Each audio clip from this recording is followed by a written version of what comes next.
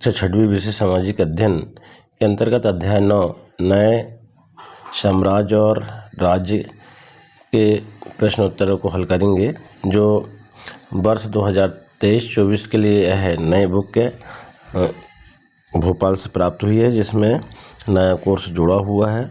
तो हम देखेंगे इसके अंतर्गत प्रश्नों के उत्तरों को। इससे पूर्व अगर आपके द्वारा चैनल को सब्सक्राइब नहीं किया गया है तो कृपया कर चैनल को सब्सक्राइब कर लाइक एवं शेयर जरूर करें बच्चों। देखेंगे हम प्रश्न क्रमांक 1, गुप्त वंश के प्रथम शासक कौन थे? तो इसमें 4 ऑप्शन दिए हुए हैं, एक सही है। हम देख लेते हैं। पहला ऑप्शन चंद्रगुप्त द्वितीय, दूसरा है समुद्रगुप्त, तीसरा है चंद्रगुप्त और डी है स्कंदगुप्त। इसका सही आंसर आ जाएगा सी चंद्रगुप्त। इसके बाद देखेंगे हम सेकंड, चीनी तीर्थयात्री ह्वेन त्सांग किसके शासन काल में भारत आए थे? इसमें भी 4 ऑप्शन दिए हुए हैं।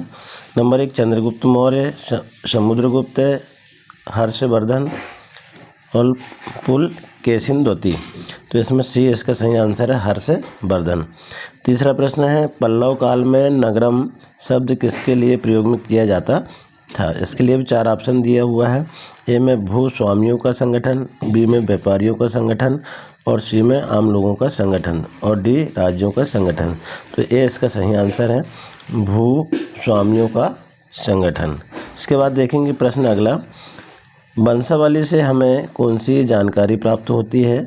उत्तर देखेंगे इसके लिए। वंशावली से हमें किसी परिवार के इतिहास व उनकी उपलब्धियों की जानकारी प्राप्त होती है। इसके बाद देखेंगे अगला प्रश्न, हम हर्षचरित्र के लेखक कौन थे? इसमें किस शासक के बारे में जानकारी मिलती है? तो उत्तर देखेंगे हम।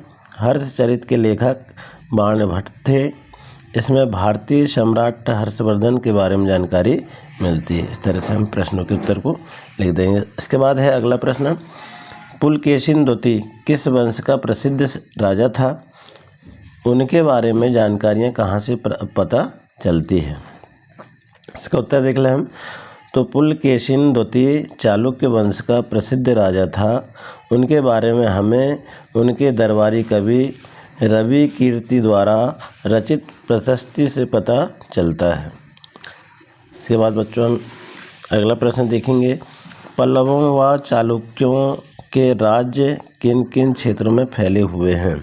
तो उत्तर देखेंगे, पल्लवों का राज्य उनकी राजधानी कांचीपुरम के आसपास के क्षेत्रों से लेकर के कावेरी नदी के डेल्टा तक फैला था, जबकि चालुक्यों का राज्य कृष्णा और तुंगभद्रा नदियों के बीच स्थित था। इसके बाद देखा अगला प्रश्न हम, तो पल्लव व चालुक्य राजाओं के प्रशासन की मुख्य विशेषता लिखिए। तो देखेंगे हम, पल्लव व चालुक्य राजाओं के प्रशासन की मुख्य विशेषता निम्न थी। नंबर 1 प्रशासन की प्राथमिक इकाई गांव होते थे। नंबर 2 कुछ महत्वपूर्ण प्रशासकीय पदों पर आनुवंशिक व्यक्तियों की नियुक्ति की जाती थी। नंबर 3 वहाँ के स्थानीय प्रशासन में कुछ प्रमुख व्यक्तियों का ही बोलबाला रहता था। इसके बाद देखेंगे अगला प्रश्न, इस काल की सैनिक व्यवस्था के बारे में विवरण लिखिए। तो इस काल में सुसंगठित सेना रखते थे, जिसमें हाथी, रथ, घुड़सवार और पैदल सिपाही होते थे, पर इसके साथ साथ कुछ सेनानायक भी होते थे। अगला प्रश्न देखें बच्चों हम, तो पल्लव काल में सभा से क्या आशय था? ये अपना कार्य किस प्रकार करते थे? पल्लव काल में ब्राह्मण भूस्वामी के संगठन को सभा कहते थे।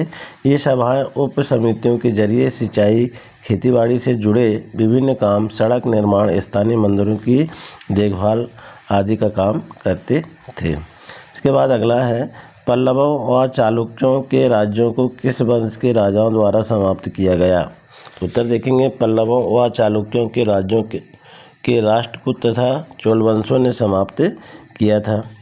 अगला प्रश्न देखें हम, प्राचीन काल में राजा क्या क्या साजो सामान लेकर यात्रा करते थे? तो उत्तर देखेंगे हम, प्राचीन काल में राजा बड़ी मात्रा में साजो सामान लेकर के यात्रा करते थे। इसमें हथियारों के अतिरिक्त रोज़मर्रा के उपयोग में आने वाली चीज़ें जैसे बर्तन, असबाब, खाने पीने का सामान आदि विभिन्न प्रकार की चीज़ें शामिल होती थी। इसके बाद देखेंगे हम, इस काल में जनसाधारण से संबंधित जानकारी किन साधनों से प्राप्त होती है? तो इस काल में जनसाधारण से संबंधित जानकारी हमें नाटकों तथा कुछ अन्य स्रोतों से प्राप्त होती है। तो इस तरह हमारे सारे प्रश्न इस पाठ के हल हो जाते हैं और इस तरह आप इन अपनी कॉपी में 8 ग्रेड की पुस्तक में आप इस तरह से लिख करके और परीक्षा की अच्छे से अच्छी तैयारी कर सकते हैं। तो आशा है बच्चों आपको यह वीडियो पसंद आया होगा। इसी तरह आने वाले अध्याय को हल करने के लिए चैनल में बने रहें। धन्यवाद।